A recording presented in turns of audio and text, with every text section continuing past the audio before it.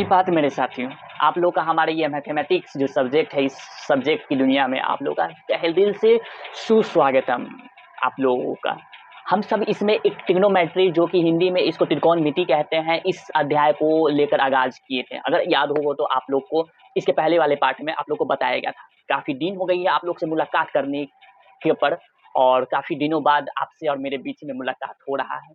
तो इसका मैं थोड़ा क्षमा प्रार्थी चाहूँगा कि आप लोगों को इतनी विलम्ब होती है थोड़ी इस सप्ताह वीडियो अपलोड करने में। तो इसकी दुःख तकलीफ़ आपका मैं समझ रहा हूँ। इसके लिए मुझे क्षमा करिएगा, ठीक है? और फिलहाल अभी जो हम लोग ये जो चैप्टर का आगाज़ किए थे त्रिकोणमिति का जो परिचय है, त्रिकोणमिति का परिचय, इसमें हम लोग इस चीज़ के बारे में जान रहे थे, ये जो भूमिका है इसके बारे में जान रहे थे, ठीक है? इसका ये वाला जो होगा ये पार्ट 2 होगा। ओके, ये पार्ट 2 होने वाला होगा क्योंकि इस इंट्रोडक्शन यानी कि भूमिका का पहले भी एक और पार्ट डाला गया है। आप लोग उसे अच्छे से देखेंगे क्योंकि उसमें बेसिक बताया जाता है। किसी भी चैप्टर का अध्याय जब स्टार्ट किया जाता है उसका पहला पहला जो वीडियो होता है वो काफ़ी महत्वपूर्ण होता है क्योंकि उसमें कुछ बेसिक बात बताया जाता है, उसके बाद ही आगे बढ़ा जाता है। ठीक है? तो आप लोग से मिलकर काफ़ी अच्छा लगा। तो कैसे हैं आप सब? आशा करते हैं कि आप लोग बहुत-बहुत अच्छे होंगे, अपने जीवन में मस्त होंगे, है ना? तो इसमें हम लोग किस चीज़ के बारे में बात करते हैं, एक बार इस पे बात कर लें? ठीक है, आइए बात करते हैं। तो इस पे हम लोग सबसे पहले इस पे बात किए थे, देखते हैं कहाँ गए? नीचे आइए, ये इस पे बात किए थे। आप यहाँ पे देखिएगा कि इसमें बताया जा रहा है कि ट्रिग्नोमेट्री की व्युत्पत्ति ग्रीक शब्दों यानी कि ट्राई जिसका अर्थ होता है 3, गॉन जिसका अर्थ होता है भुजा, मेट्रोन जिसका अर्थ होता है मापन या फिर माप, ठीक? से हुआ है जहाँ पे इसका सबको मिलाकर बनता है त्रिकोणमिति। तो इसके बारे में हम लोग चर्चा किए थे, काफ़ी बहुत अच्छे से इसका चर्चा किए थे और ज़्यादातर ये हम लोग को मिस्र और बेबीलोन से ये प्राचीन काल में देखने के लिए इसका ज़्यादा उपयोग मिलता है, ठीक है? इस चीज़ का, इस चैप्टर का हम लोग के जीवन में काफ़ी ये महत्वपूर्ण रखता है त्रिकोणमिति। क्यों महत्वपूर्ण रखता है? क्योंकि इसमें एक ऐसा आप लोग के जीवन दैनिक जीवन में उदाहरण है जो आप चाहे उस डिवाइस से अगर आपके पास नहीं है तो आप इस चीज़ के ज़रिए निकाल सकते हैं। क्या आखिर निकाल सकते हैं? तो इसकी प्रारंभ करेंगे आज की इस क्लास को, तो हमारे साथ जुड़ जाएँ और स्टार्ट करते हैं आज की वीडियो। Let's go.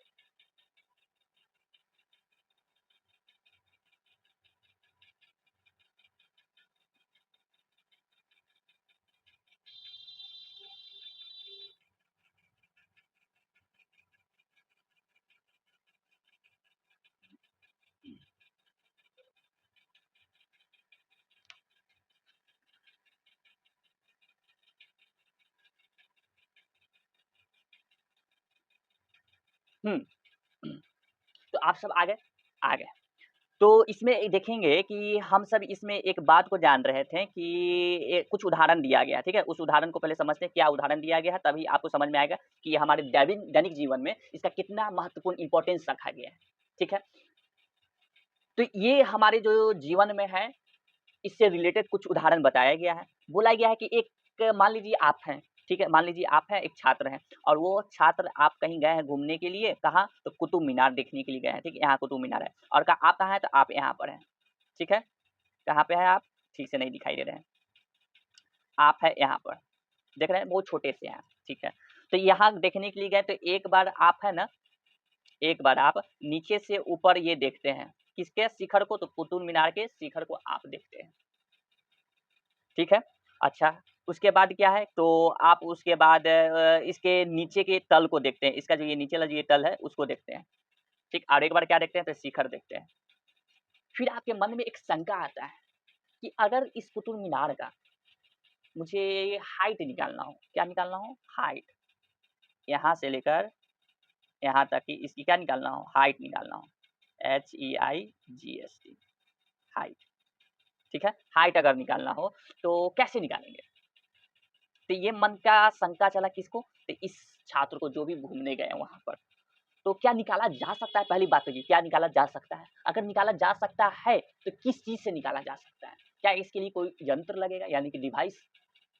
क्या ये लगेगा? अगर यंत्र लगेगा भी तो कितना बड़ा वो यंत्र होगा कि इसकी ऊँचाई को नाप सकता है? क्या क्या होना मेरे ख्याल से क्या विचार बनेगा उस व्यक्ति पे, जो भी वहाँ पे घूमने गया है। तो सबसे पहले यहाँ पे प्रश्न ये उठ के आता है, ठीक है। उसके बाद दूसरा उदाहरण बताया गया है। दूसरे उदाहरण में क्या, सुनिएगा ध्यान से। बोला गया है कि मान लीजिए एक लड़की नदी के किनारे स्थित मकान की बालकनी पर बैठी हुई है, ठीक है। ये कहाँ है, देख लीजिए, यहाँ पर है, नदी किनारे, ये देखिए कहाँ गया, ये रहा, हाँ, यहाँ पर वो लड़की बैठी हुई है, ठीक है। कोई दिक्कत नहीं, कोई दिक्कत नहीं। तो यहाँ पर ये बैठी हुई है और यहीं पर एक मंदिर है छोटा सा, और मंदिर के ठीक यहाँ पे नीचे वाले जो सीढ़ी होता है ना, जो सीढ़ी पे से चढ़ के मंदिर पे जाता है, तो वहाँ पर एक रखा हुआ है फूल का गुलदस्ता, यानी कि फूल लगा हुआ है, पौधा। तो वो उसको यहाँ पे ध्यान से नीचे की ओर देखती है, यहाँ देखती है, ठीक है। तो फिर से यहाँ पर प्रश्न बनता है क्या, कि इसके बीच में ये जो नदी देखने के लिए मिल रहा है, ये क्या है, नदी है, क्या है, नदी है। तो इस नदी का अगर मुझे निकालना हो लंबाई, क्या निकालना हो, लंबाई, यानी कि लेंथ, क्या निकालना हो, लेंथ निकालना हो, लंबाई, तो क्या निकाला जा सकता है? अगर निकाला जा सकता है तो क्या इसके लिए स्केल, हम लोग जो बचपन में इंस्ट्रूमेंट बॉक्स ले जाया करते थे, क्या उसके जरिए इसको मेजर करेंगे, मापेंगे? तो यहाँ पर फिर से यहाँ पे एक डाउट आया उस लड़की को, या फिर आपको आ सकता है। दैनिक जीवन का ये उदाहरण बता रहे हैं। अगर ये नदी का अगर नापना हो लंबाई, तो इसके लिए क्या यंत्र लगेगा? अगर इस समय यंत्र लग रहा है तो पहले के ज़माने में यंत्र था नहीं, तो उस समय क्या लगाया जाता था? अहम मुद्दा यहाँ पर ये रहता है। इस बात को समझ रहे होंगे। तो ये दूसरा उदाहरण आप लोगों को बताने का कोशिश किया गया, ठीक है। उसके बाद और क्या है, तीसरा उदाहरण एक और बताया गया है। देखिए तीसरा उदाहरण, तीसरा उदाहरण में आपको बोला जा रहा है क्या, कि मान लीजिए एक गर्म हवा गुब्बारा, जो कि आपका ये है, ये वाला जो देख रहे हैं, ठीक है, हाँ, ठीक है। आसमान में उड़ने पर इस गुब्बारे को एक लड़की देख लेती है और इस बात को बताने के लिए वो अपनी माँ के पास दौड़कर जाती है। ओके, समझ में आ, देखिएगा, यहाँ पर एक लड़की है और उसकी माँ है, ठीक। ये गुब्बारे को यहाँ पे देखती है, ठीक। और देखने के बाद ये अपनी माँ को गई बताने के लिए, लड़की। तो माँ को जब बताने के लिए गई, तो उस समय गुब्बारा क्या वहीं पे रहेगा? वहाँ पे तो रहेगा नहीं, उससे कुछ दूर आगे ये चल जाएगा। वो यहाँ से जगह छोड़कर ये कहाँ चला गया, इस बी के जगह पे चला गया। बात को समझे, बिल्कुल समझे। तो ये जब तक बताने आई और माँ को जब देखी, तो माँ कहाँ देख रही है कि वो गुब्बारा कहाँ है, यहाँ पर है गुब्बारा, इस बी के जगह पे गुब्बारा है। लड़की कहाँ देखी थी, तो ये लड़की ए के जगह पे देखी थी। तो अगर मुझे निकालना हो कि ये जो गुब्बारा है ये कितना दूरी तय किया, यानी कि कितना अपना दूरी चल दिया ए से बी जगह, तो इसके लिए कौन सी यंत्र लगाया जाएगा? क्या ये निकाला जा सकता है? अगर निकाला जा सकता है तो कैसे? ये सबसे बड़ा सवाल ये 3 एग्जाम्पल देकर आपको समझाना चाहता है, कि इस तीनों एग्जाम्पल को आप देखिए, समझिए, और समझने के बाद अगर यंत्र लगाएँगे तो इसके लिए बड़ा चीज़ पैमाने चाहिए इसको मापने के लिए, ठीक है? बड़ा पैमाना। अब बड़ा पैमाना भी लाएँ कहाँ से? इसके लिए इस सबको यंत्र को छोड़ो, और यंत्र को छोड़कर इस दुनिया में, इस सब्जेक्ट की दुनिया में डूबने का कोशिश किया जाए। सबसे बड़ी अहमियत बात वाली चीज़। और जब तक इसमें जब डूब के निकलेंगे तो ये पूरे हम लोग स्नान करके निकलेंगे। कहने का मतलब उसमें पूरे गंगा जैसे स्नान कर लेते हैं ना, वैसे हम लोग इसके डॉक्टर एक बन जाएँगे, विद्वान। एक डॉक्टर होते हैं मरीजों का, हम लोग डॉक्टर बनेंगे गणित का। गणित सब्जेक्ट बेकार नहीं है, इंटरेस्टिंग सब्जेक्ट है, रुचिदायक सब्जेक्ट है। बस इसको, इसमें इंटरेस्ट, इससे खेलने आना चाहिए। खेलने, जैसे कि कोई खिलौना है, तो उस खिलौना से आपको खेलने आता है तो ही आपको उसमें मज़ा आएगा, नहीं आता है तो नहीं आएगा मज़ा। इसी है तो इसके साथ खेलना आता है, ठीक? ठीक, तो ये 3 उदाहरण देकर आपको बताना चाहता है कि इसीलिए हम लोग इस त्रिकोणमिति का अध्ययन के कर हम लोग इस तीनों सवालों का उत्तर पा सकते हैं। और ये सबसे पहले बताने वाले आर्यभट्ट जी थे, जो कि आपको आगे बताया जाएगा। जब हम लोग त्रिकोणमिति अनुपात पढ़ेंगे तो उसमें बताया जाएगा। आर्यभट्ट हमारे भारतीय गणितज्ञ, महान महान बोलते हैं। आर्यभट्ट जीरो का भी आविष्कार किए थे, आपको शायद अगर पता हो तो, ठीक है। तो ये बात है, आपका रुचि दिलाने के लिए ये आपको उदाहरण दिया। क्या आप ऐसा इसके ज़रिए निकाल सकते हैं? तो बिल्कुल निकाल सकते हैं। तो इसके लिए आपको पता होना चाहिए, क्या त्रिकोणमिति अनुपात पता होना चाहिए, तो उसके बाद निकाल सकते हैं आप आराम से, ठीक है। आपको ये चीज़ किसमें निकलवाएगा, ये चीज़ एक्सरसाइज 8.1 8.2 में नहीं निकलवाएगा। एक्सरसाइज आपका जब 9th में जाएंगे, 9.1 एक्सरसाइज में, तो उस चीज़ वहाँ पे आपको इस सबका उत्तर निकलवाएगा वो, ठीक है। 8 में आपका बस पहले कोशिश करवाएगा कि आप पहले इसके बारे में जान लें अच्छे से, ठीक। बात समझ गए? कोई दिक्कत? नहीं दिक्कत है। तो अब यहाँ पर देखने वाली बात ये है कि इसमें त्रिकोणमिति नाम दिया। क्या नाम दिया? त्रिकोणमिति नाम दिया है। अहमियत चीज़ है। त्रिकोणमिति, इसके पहले वाले आपके पाठ में बताया गया था कि त्रिकोणमिति ही क्यों नाम दिया गया? क्योंकि इसमें हम लोगों को एक ज्यामिति की आकृति है त्रिभुज। ज्यामिति की आकृति है क्या है? त्रिभुज। आप लोग को देखने के लिए भी मिलेगा, देखिएगा यहाँ से ऐसे, उसके बाद ये ऐसे, उसके बाद ये ऐसे, ठीक है। यहाँ पे क्या कुछ त्रिभुज देखने के लिए मिला? बिल्कुल मिला। ये काल्पनिक हम ले रहे हैं, असल में ये बनता नहीं है। नो नो नो, असल में नहीं बनेगा। हम काल्पनिक इसको मान के चल रहे हैं कि यहाँ पर अगर देखा जाए तो एक त्रिभुज बन रहा है। त्रिभुज में एक पाइथागोरस नाम के कोई व्यक्ति थे। पाइथागोरस के बारे में भी जानना है कि पाइथागोरस कौन थे, उसका जो प्रमेय है उसको सिद्ध भी करना है इसी क्लास में, 10th क्लास में। खैर वो बात की बात है, लेकिन इस तीनों चीज में कॉमन ये देखा जाएगा, अगर देखा जाए तो आराम से, तो इस सब उदाहरण में एक त्रिभुज बनते हुए नजर आ रहा है। तो इस त्रिभुज की सहायता से हम इसको निकाल सकते हैं। क्या निकाल सकते हैं? दूरी निकालना हो, लंबाई निकालना हो, चौड़ाई निकालना हो, ऊंचाई निकालना हो, निकाला जा सकता है। तो ये है त्रिभुज के बारे में, इसमें ज्यादा अध्ययन करना है। तो कौन सी त्रिभुज के बारे में अध्ययन करना है उस बात को भी बताया जाएगा अभी तुरंत, ठीक है। तो हम लोग चलते हैं ब्लैक बोर्ड पे, और ब्लैक बोर्ड पे वहां पर अच्छी तरह से इस बात को समझने का कोशिश करते हैं। ओके,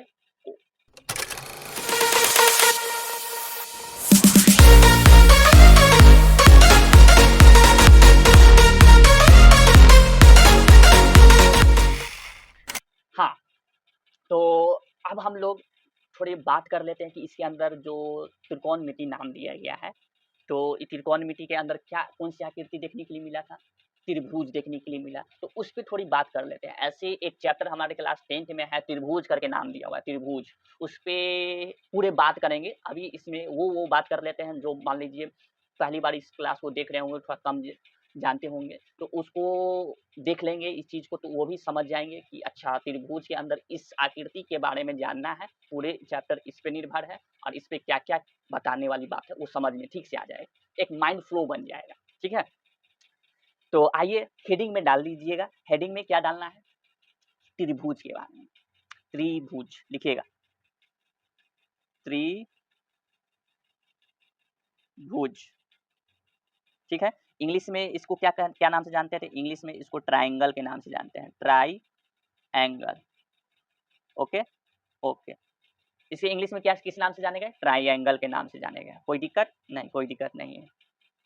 तो यहाँ पर बात अब देखने की ये बात है कि अगर इसे शब्द को ठीक से पढ़ा जाए, त्रिभुज, ट्राइंगल, तो यहाँ पर कुछ निकल के आता है। क्या निकल के आता है? ठीक से बताया जाए तो यहाँ पर ये देखने के लिए मिल रहा है कि त्रिभुज जो है ये दो शब्द से मिलकर बन रहा है। कौन कौन शब्द से मिलकर बन रहा है? तो एक त्रि से, एक त्रि, और इसमें दूसरा है भुज, ठीक है, बिल्कुल ठीक है। और ट्राइंगल जो इंग्लिश शब्द है, जो सीबीएसई वो लोग जो पढ़ते हैं, ये दो चीज से बताया जाता है कि ये मिलकर बनता है। कौन कौन से? तो ये दो चीज इसमें जो मिलता है, वो सबसे पहला मिलता है इसमें ट्राई मिलता है, और दूसरा चीज इसमें क्या मिलता है? एंगल मिलता है, ठीक है। बात को समझ रहे हैं? ट्राई और दूसरा चीज क्या मिलता है? एंगल, इंग्लिश वाले शब्द, ठीक है, कोई दिक्कत नहीं। उसके बाद ट्राई इंग्लिश का हिंदी इसका मतलब हो जाता है तीन, ठीक है, बिल्कुल ठीक है। एंगल का मतलब हो जाता है क्या हिंदी में? कोण हो जाता है, ठीक है, कोण हो जाता है। ओके, इधर आ जाइए। इधर में क्या है? तीन। ट्री मतलब क्या होता है? तीन, तीन, ओके। उसके बाद भुज का मतलब क्या हो जाता है? भुजा, ठीक है, भुजा। कोई दिक्कत नहीं? कोई दिक्कत नहीं है। तो ऐसी कौन सी आकृति है जिसमें तीन भुजा बनता है? वो कैसा दिखने में लगता है? और यहाँ पर इंग्लिश में इसका शब्द देखा जाए तो इंग्लिश में इसका बन क्या रहा है? तो एंगल बन रहा है, ट्राई एंगल बन रहा है, यानी कि तीन भुजा और तीन कोण, तीन भुजा तीन कोण। तो वो है हमारा आकृति कुछ इस प्रकार का। किस प्रकार का आकृति है देखेंगे?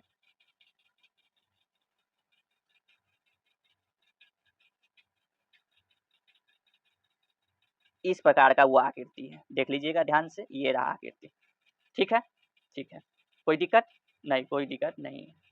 हाँ, तो क्या यहाँ पर मेरा कुछ लिखा रहा है, यानी कि बन रहा है, वो बन रहा है, इसका कुछ नाम भी तो दे सकते हैं ना इसको। जैसे कि यहाँ पर ये वाला है तो इसको नाम दिए ए, इसको नाम दिए बी, और इसको नाम दिए सी का, ठीक है। तो ये क्या बना? ये बना मेरा त्रिभुज बना, त्रिभुज, त्रिभुज। ओके, त्रिभुज बना। क्यों? क्योंकि इसमें 3 कोण और क्या होते हैं, 3 भुजा होते हैं। तो यहाँ पर एक क्वेश्चन बन सकता है ना, त्रिभुज किसे कहते हैं? बन सकता है, तो ये क्वेश्चन लिखिएगा। नोट्स आप लोग को बनवा रहे हैं, ऐसे ही बताने का कोई मतलब नहीं बनता है, और ये चीज़ बताना भी नहीं है। यहाँ पे डायरेक्ट शुरू करना है अनुपात के बारे में, लेकिन अगर इस चीज़ के बारे में अच्छे से समझ जाएँगे तो आगे आने वाला जो चीज़ है वो आपके लिए बेहतर हो जाएगा। जो जानते हैं वो तो ठीक है, और जो नहीं जानते हैं वो थोड़े समझने के लिए लायक हो जाएँगे। ठीक है? हाँ, तो यहाँ पर अब क्वेश्चन क्या लिखाना चाहिए? क्वेश्चन यहाँ पर लिखाना चाहिए त्रिभुज, त्रिभुज। पेन बदल ले क्या? एक मिनट बदलते हैं। ये वाला, ये वाला, चलिए यही ठीक है। त्रिभुज किसे कहते हैं? किसे कहते हैं? ठीक है, तो उत्तर क्या बनेगा? इसी को इंग्लिश में भी लिख सकते हैं क्या? What is triangle? What is triangle? ठीक है, लेकिन इसमें बीएसवी बोर्ड का ज़्यादा ध्यान रखते हुए ये बनाया जा रहा है, क्योंकि ये बीएसवी बोर्ड के लिए ही है। ठीक, ओके। उत्तर, उत्तर क्या है इसका? उत्तर में लिखिएगा ज्यामिति की वह आकृति, ज्यामिति, ज्यामिति की वह आकृति, आकृति जिसके, जिसके इसमें क्या क्या देखने के लिए मिला था? तो 3 कोण देखने के लिए मिला था और 3 भुजा देखने के लिए मिला था इसके नाम पर। ठीक है, 3, जिसके 3 भुजा और 3 भुजा और 3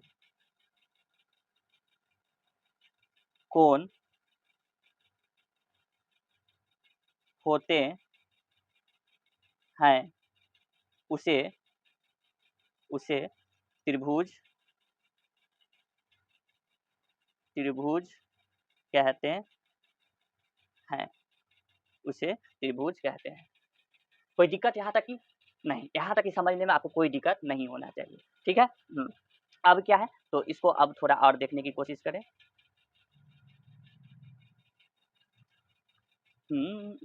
तो एक इस प्रकार का भी त्रिभुज बन सकता है, देख लीजिए, इस प्रकार का त्रिभुज भी बन सकता है। ठीक है, इसमें भुजा कौन है और कौन कौन है उसके बारे में बात करते हैं अभी। ठीक है, हाँ देख लीजिए, ये ऊपर वाला ये ए हो गया, ये बी हो गया और ये सी हो गया। ओके, यहाँ पर ये जो आप देख रहे हैं, ये 3 जो चीज़ देख रहे हैं, ये है आपका कहलाएगा क्या? कोण कहलाएगा। ये क्या कहलाएगा? कोण कहलाएगा। ठीक है, इसी को इंग्लिश में क्या कहेंगे? एंगल कहेंगे, एंगल कहेंगे। तो इसमें 3 कोण बन रहे हैं, आपको दिख रहा है कि कौन-कौन है रहा है। ठीक है, ये कोण है आपका। ओके, भुजा क्या है? तो भुजा आपका, भुजा आपका ये है, ये जो आप 3 जो देख रहे हैं, ये वाली डंटी, डंटा, ये है आपका भुजा। ठीक है, ये है आपका भुजा। इंग्लिश में इसको क्या कहते हैं? इंग्लिश में इसको साइड कहते हैं। कोई दिक्कत यहाँ तक की? साइड कहते हैं, कोई दिक्कत नहीं? कोई दिक्कत नहीं आया? नहीं। तो यहाँ पर आप देख रहे हैं कि एक भुजा है, दूसरा क्या है? कोण है। तो इसके आधार पर, कोण के भी आधार पे और भुजा के भी आधार पे त्रिभुज का वर्गीकरण किया गया है। क्या किया गया? क्लासिफिकेशन, वर्गीकरण किया गया है। ठीक है, तो कोण के आधार पर, किसके आधार पे? कोण के आधार पे। ध्यान से सुनिएगा मेरी बातों को। इसके आधार पे, कोण के आधार पे आपका एक त्रिभुज इस तरीके से बनाकर दिखा रहा था, किसमें? आपका चैप्टर में। इस प्रकार का आकृति बना के दिखा रहा था। हाँ, तो यहाँ पर एक चीज़ भी शो कर रहा था उस बुक में, उस चैप्टर में हमारा एक कोण इस तरीके का शो करके दिखा रहा था। दिखा रहा, आप उदाहरण में देखिएगा जाके, दिखा रहा होगा। तो इस कोण का क्यों दिखा रहा था? क्योंकि ये जो वर्गीकरण है ना, ये कोण के आधार पे किया गया है। ठीक, जिसका इस त्रिभुज का एक अलग नाम दिया गया है। त्रिभुज तो है, मतलब कहने का मैं मतलब नहीं समझे। एक खानदान में, एक खानदान में एक मम्मी है, एक पापा जी हैं। तो मम्मी और पापा जी के बहुत सारे पुत्र हो सकते हैं। ठीक है, तो ज़रूरी नहीं है, ज़रूरी नहीं है कि उसका सारा का सारा गुण मम्मी-पापा ही का हो। अलग भी गुण हो सकता है, अलग भी गुण हो सकता है, लेकिन खानदान किसका है? उसी का है, मम्मी-पापा का। तो यही बात ये है। इस त्रिभुज में से ये निकला हुआ इसका एक बाल-बुतरू है। क्या है? बाल-बुतरू। मतलब कहने का मतलब पुत्र, पुत्र सब है। ठीक है, तो ये पुत्र-पुत्री से जो भी निकला हुआ है, खानदान इसी का है, लेकिन नाम अलग होगा, क्योंकि सोच-विचार अलग रखता है। ठीक है, तो ये कोण के आधार पे ये 90 डिग्री का ये बनाता है। तो इसका एक समकोण नाम रखा गया है। क्या नाम रख दिया गया है, नाम लिख भी दिया जाए। इसका नाम क्या है, समकोण, ठीक है। ये न है, टवर्गी न, इसको ठीक से लिख लीजिएगा, ये टवर्गी न है, यहाँ पे लिखा नहीं रहा है सही से, ठीक है। इसको इंग्लिश में क्या कहा जाता है, तो इसको इंग्लिश में right RIGHT right angled triangle, right angle triangle कहा जाता है। बात को समझे, राइट एंगल ट्रायंगल कहा जाता है, हिंदी में समकोण कहा जाता है। अब बात रहेगी कि समकोण त्रिभुज क्या है, इसका परिभाषा लिखवाइए, आइए उसको भी लिखवा देते हैं। नोट, क्वेश्चन लिखिए, क्या क्वेश्चन लिखिएगा, क्वेश्चन लिखना है समकोण त्रिभुज किसे कहते हैं, समकोण,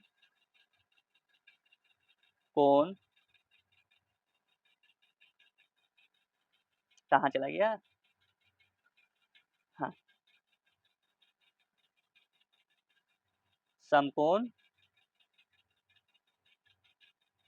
त्रिभुज किसे कहते हैं, क्वेश्चन मार्क, ठीक है। उत्तर, उत्तर क्या दिया जाए, उत्तर है, हाँ, उत्तर दिया जाए कि ज्यामिति क्या वह, ज्यामिति, अच्छा आप लोग ज्यामिति चैप्टर पढ़े हैं, जियोमेट्री पढ़े हैं, अगर नहीं पढ़े होंगे तो इसको पढ़िएगा, क्योंकि ये एक बहुत अहमियत रखता है ये चैप्टर, इंटरेस्टिंग ये डालेगा चैप्टर, इसको पढ़िएगा, बहुत अच्छा चैप्टर है ज्यामिति। ज्यामिति की वह, ठीक से नहीं लिखा रहा है ना, कोई दिक्कत नहीं, ठीक से लिख देते हैं, ज्यामिति की वह आकृति, ज्यामिति की वह आकृति जिसका कोण, जिसका कोण कितना डिग्री का हो, 90 डिग्री का, 90 डिग्री का कोण होता है, उसे क्या कहते हैं, समकोण, समकोण त्रिभुज, शॉर्ट में लिख रहे हैं त्रिभुज, ठीक है, कहते हैं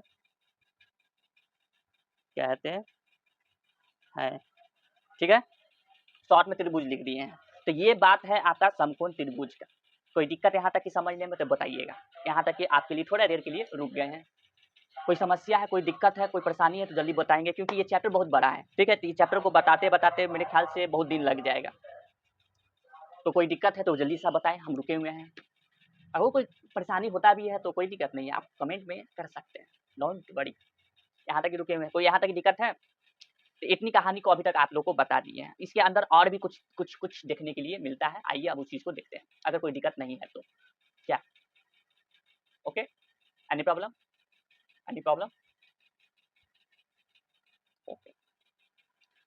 अच्छा, इतनी तक बात को समझ में आ गई आप लोगों को, मैंने अभी तक आप लोगों को क्या क्या बताया, कोई दिक्कत,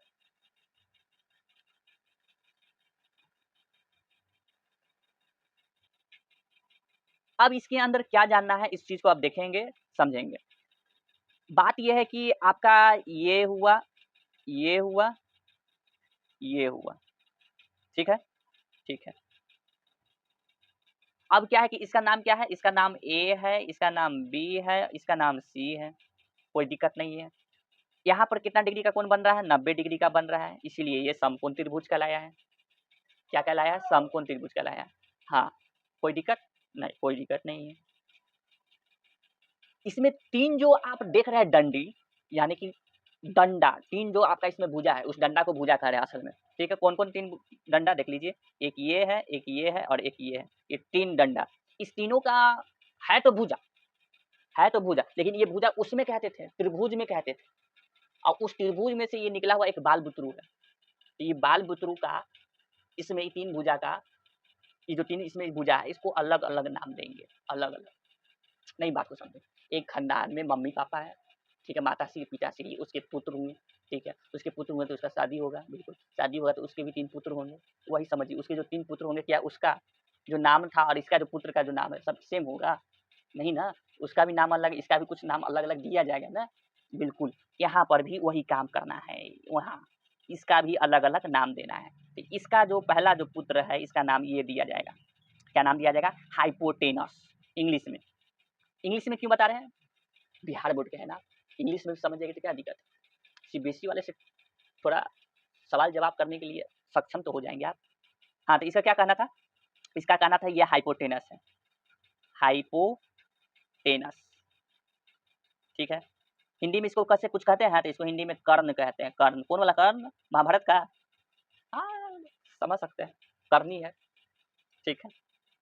और ई वाला जो है ये, इसको क्या कहते हैं? तो इसको कहते हैं परपेंडिकुलर, परपेंडिकुलर, कोई दिक्कत नहीं। हिंदी में इसको क्या कहते हैं? तो हिंदी में इसको कहते हैं लंब, लंब कहते हैं। Okay okay. नीचे वाले को भी कुछ कहते हैं? जी बिल्कुल कहते हैं। नीचे वाले को क्या कहते हैं? इसको कहते हैं बेस, कहते हैं बेस, ठीक है। और हिंदी में क्या कहते हैं? तो आधार कहते हैं, आधार। कौन सा आधार कार्ड? नहीं नहीं नहीं, आधार कार्ड नहीं, आधार, ठीक है। हाँ, आधार, आधार, आधार, ऐसी कुछ होता है। समझ में आया? तो इसका 3 नाम है, hypotenuse, base, perpendicular. Hypotenuse, base, perpendicular, Hindi में कर्ण, लंब, आधार। कोई दिक्कत नहीं? नहीं, कोई दिक्कत नहीं है। तो ये जो चीज है ना, ये जो आपको जो निकल के आए समकोण पर सबसे ज्यादा चिंतन और मंथन किया करते थे, पाइथागोरस के नाम एक व्यक्ति थे, पाइथागोरस जी, एक व्यक्ति थे जो भी गणितज्ञ थे, वो भी गणितज्ञ थे। वो ज्यादा इस चीज पे मंथन किया करते थे और कर कर इस पे एक थ्योरम निकाल के दिए थे, इस त्रिभुज पे। कौन? पाइथागोरस, ठीक है। तो इस पे एक थ्योरम निकला था, यानी कि प्रमेय निकला था, जिसपे नाम उसका रखा गया पाइथागोरस थ्योरम। सीबीएसई में लोग कहते हैं, हिंदी में इसको कहा जाता है पाइथागोरस प्रमेय कहा जाता है, ठीक है। फिलहाल मैं आप लोगों के लिए इंग्लिश लिख देता हूँ।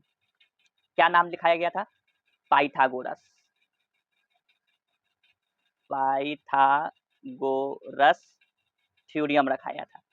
Okay okay. इसको हिंदी में क्या नाम किया गया? वही प्रमेय, थ्योरम को हिंदी में क्या कहा जाता है? प्रमेय कहा जाता है, प्रमेय। Okay, don't worry. तो क्या निकाल के दिए थे? इसी पर, ये जो देख रहे हैं, ये जो सबसे लंबी इसमें जो दिख रही है आपको, कौन सी भुजा है? तो कर्ण है सबसे लंबी इसमें। कौन सी भुजा? कौन सी भुजा है? कर्ण है ना, कर्ण। हाँ, कर्ण ही है। तो ये जो सबसे लंबी भुजा, ये कर्ण, ये जो कर्ण होगा, ये जो कर्ण होगा। अच्छा अच्छा अच्छा, इसमें एक चीज और बता देते हैं आपको, देखिएगा, एक चीज और क्या बता देते हैं, दूसरे कलर से बता देते हैं। देखिए, इसमें हाइपोटेनस में पहला लेटर, यानी कि पहला अक्षर इसमें क्या है? एच है। तो इसको आप या तो कैपिटल एच या तो स्मॉल एच से दिखा सकते हैं। इसमें पहला लेटर, परपेंडिकुलर में पहला लेटर पी है, तो या तो इसको आप कैपिटल पी और नहीं तो स्मॉल पी से आप इसको दिखा सकते हैं, ठीक है। बेस में आइए, बेस में पहला लेटर क्या है इसका? तो बी है। तो या तो इसको आप कैपिटल बी और नहीं तो स्मॉल बी से इसको सूचित कर सकते हैं। क्या कर सकते हैं? सूचित कर सकते हैं, ठीक है, बिल्कुल। तो इसके अंदर जो पाइथागोरस जी ने है, उन्होंने एक प्रमेय निकाल के दिया कि आपका जो सबसे बेटा लंबा, जो सबसे बड़ा वाला जो कर्ण है, सबसे बड़ा वाला जो कर्ण है, यानी कि एच, सबसे यही ना बड़ा था, हाँ, इसका अगर स्क्वायर करेंगे, यानी कि वर्ग करेंगे, तो ये बराबर निकलेगा जो दोनों जो छोटा बेटा है आपका, कौन कौन छोटा बेटा है? तो एक है आपका पी, इसका वर्ग करेंगे आप, प्लस आपका जो एक और जो बेटा है बी, इसका वर्ग करेंगे, और दोनों को जब जोड़ेंगे तब इसके बराबर निकल के आएगा। ये निकाल के बताए थे, ये निकाल के बताए थे, और ये आप लोग को छोटे क्लास में, नीचे क्लास में बताया भी गया होगा, ठीक है।